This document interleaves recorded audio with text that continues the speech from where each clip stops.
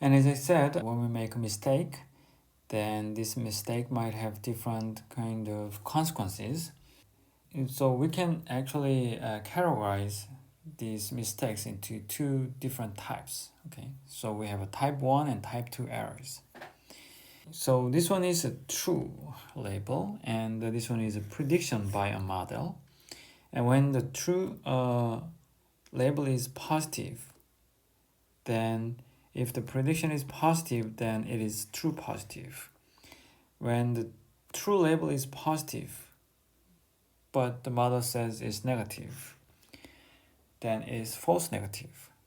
If you are not familiar with positive and negative, then just you can use just 0 and 1 and 0 and 1. Okay, it is class 0, and we classify this one to class 0. Okay, and the false positive means when the true label is negative, the model says, oh, it is positive. Then it is false positive, which means it is false. Okay, but the model says it's positive.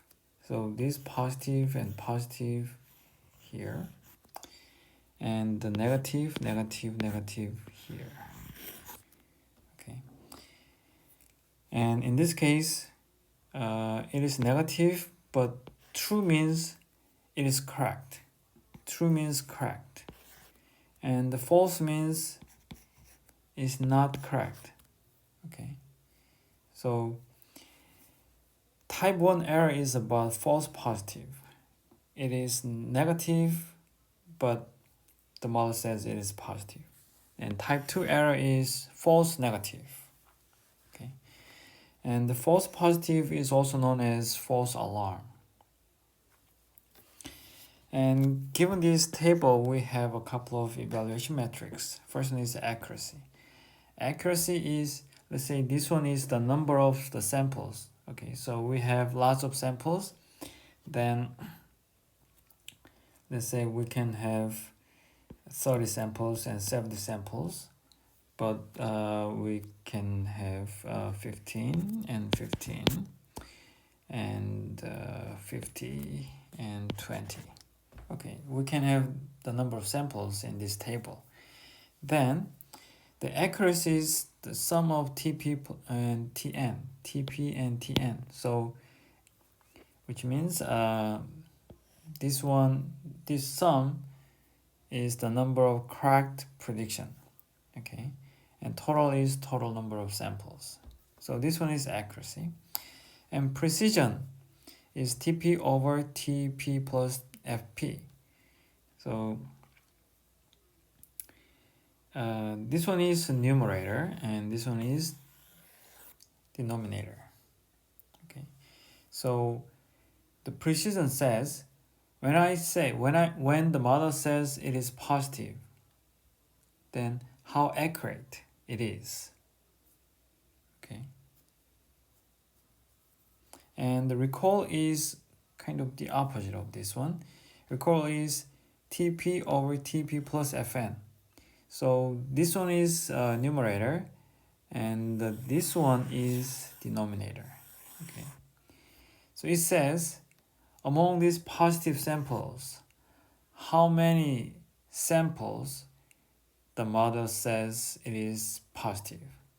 Okay, so that's why we say we call recall.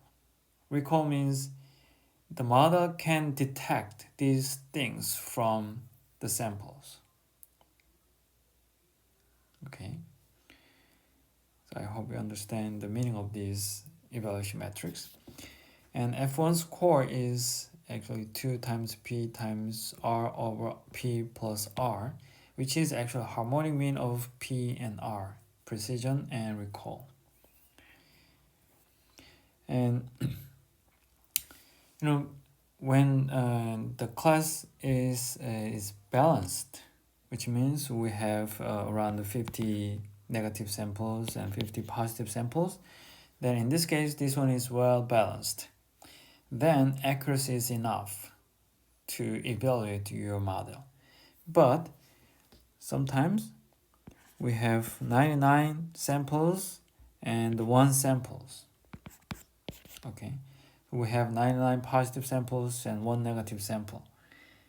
And in this case, if your model has the accuracy of 99%, that is just garbage. Okay, even with the high accuracy, the accuracy is 99%, but it is just garbage, because no matter what it is, if the model says, oh, this one is positive, then the accuracy is 99%. So in this case, the classes are not balanced. So imbalanced class has some problems with accuracy. So in that case, F1 score would be more proper way to measure your model. Okay.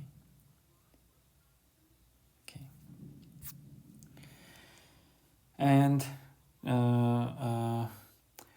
when you read some papers or textbook, sometimes you might see this RC curve and AUC. Okay, so let me explain what these are. Okay, RC curve shows the performance of binary classification as its discrimination threshold is changing. So basically we have a two-dimensional space here, and this one is false positive rate, and this one is true positive rate or recall. Okay, and this one is perfect classification. It means we can recall all the positive cases. Okay, we recall all the positive cases, but we don't have false alarm. False alarm is 0. So this one is perfect. Okay, and this one is a random guess. Think about this one, this point. The recall is 0 and false alarm is 0. It means, all the time, 100%, when we say, oh, this is not a cancer.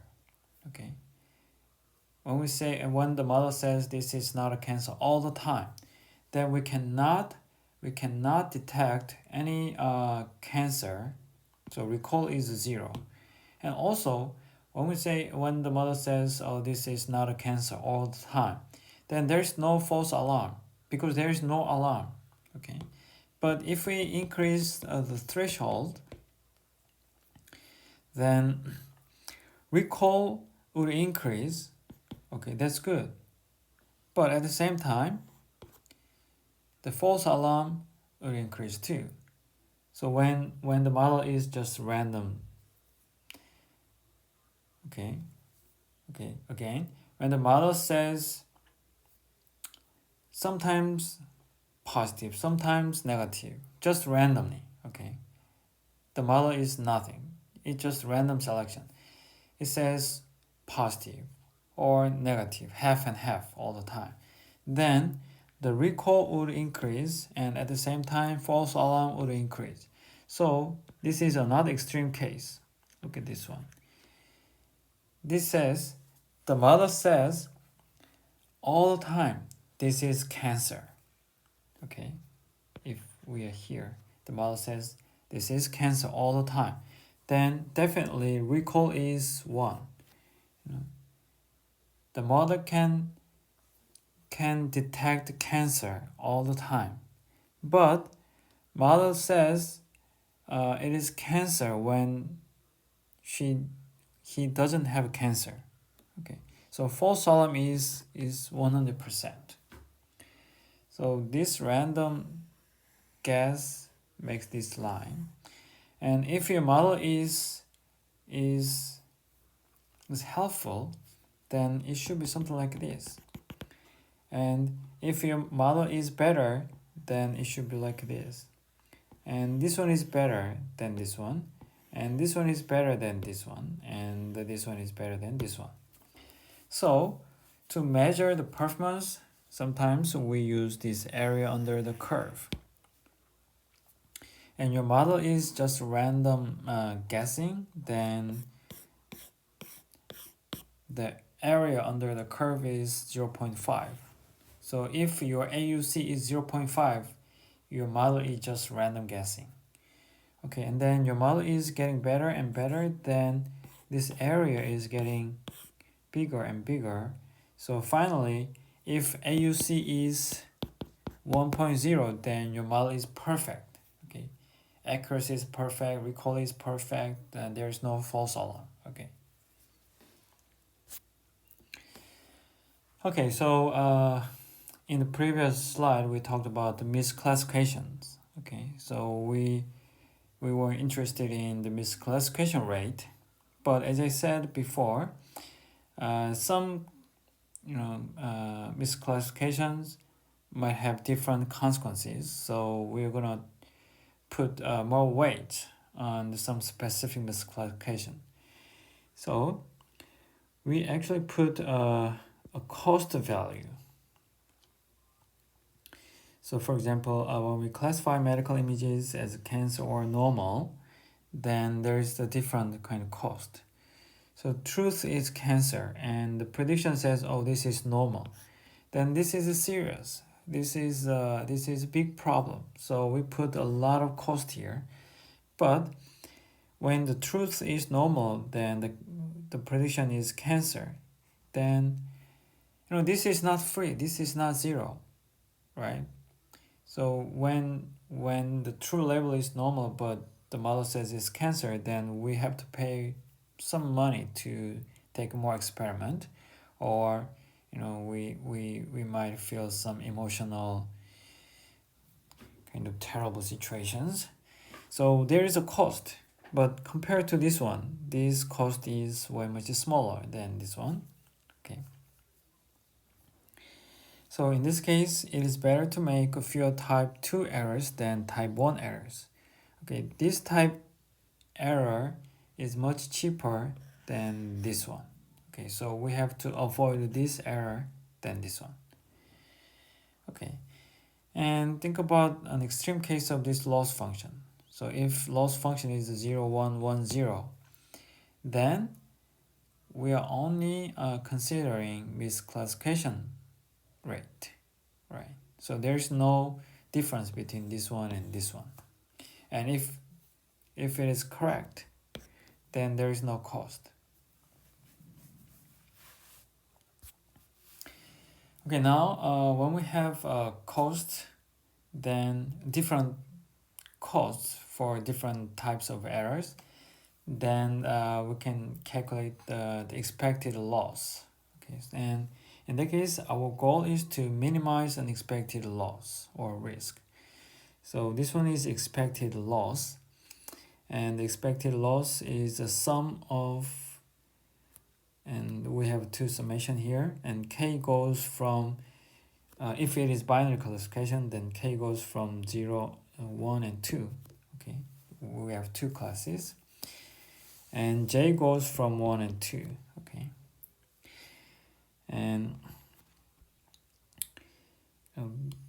if we don't have this part, okay, then this one is exactly the same as this one. Look at this one, p of mistake from the previous slides, and in this equation we don't have loss, and other than that it's exactly the same. Okay, and to minimize this loss with respect to rj means when we change the classification, when we update our model, then the boundary will change, which means we change the regions for classes, and we should minimize this one for each x. So for each x, means we have input space, and for each x, is it R1 or R2? So we have to decide. Okay, then we just calculate this one. If it is R1, then what is the value of this one? And if it is R2, if x belongs to R2, then what is the value of this one? So depending on this one, these values, then x will be classified into 1 or 2. And considering the product rule and classify X into class J, which minimizes the conditional risk, okay, as we did here. And if we do that, then this one is base risk. So this one is the minimum risk that we can achieve, okay? And this one is conditional risk. Okay, let's take a look at this figure one more time. And this figure is from the previous one, from the misclassification rate slide. And if we don't have any if we don't have different the cost, then the boundary should be this one, right? The X naught is the best boundary. Okay, then if we have different cost, then we have a coefficient here. We actually put more weight. So putting more weight means we're actually multiplying this one. So if we have more weight on the second class, okay, then this boundary should move to this one, right? If we have more weights on class 2 like this, then this should be the boundary. Okay, so we actually shifted the boundary based on this weight. And we talked about the loss functions in the previous slide, but in general, in machine learning, we have lots of different loss functions, okay? And loss functions are objective functions to represent cost for an event. Okay, so we have a couple of popular loss functions here. And let's say let t be the target value for the estimate y. Okay, y is the value that the model generates, okay? And the quadratic loss function is this one, also known as squared error, okay? And mean square error is, by the way, is this one. This one is mean is coming from here. This one is average, so it is a mean squared error, okay? And this one is quadratic loss function. And the 0-1 loss means when the class is correct, then it is 0, otherwise it is 1. So it's just simple. I is simple indicator functions. Okay. And the hinge loss is defined by this one. And cross entropy is really popular for classification. So we're going to talk about this one in detail later, okay? And we just talked about expected loss.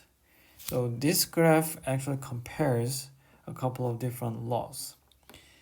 Okay, so this yellow one is 0-1 loss. Okay, so if when the target is 1, then y is negative, then loss is 1. If y is positive, then it is 0. Okay, so that's 0-1 loss. How about hinge loss? Hinge loss is this one. Okay, so it is 1 minus t times y. So in this case, let's assume that the target is 1. Then it is max 0 and 1 minus y. Okay, so if y is negative, then we have a lot of loss. But if if y is 1, then the loss is 0, and if y is greater than 1, then it is negative. Then max says, oh, this should be 0. Okay, so this one is hinge loss. So hinge loss says if y is not correct. Okay, so when the t is 1, then if y says something else, then we have a loss. And if y is smaller than 0, then still we have more loss. Okay, but if y is greater than 1, then it doesn't matter how large it is. the loss is 0. Okay, that's hinge loss. Okay, and then square root loss is something like this. This is quadratic function. When we use probability, sometimes we use maximum likelihood, and sometimes we use maximum a posterior, or sometimes we can use base risk. Okay, so this is a summary of a couple of previous slides.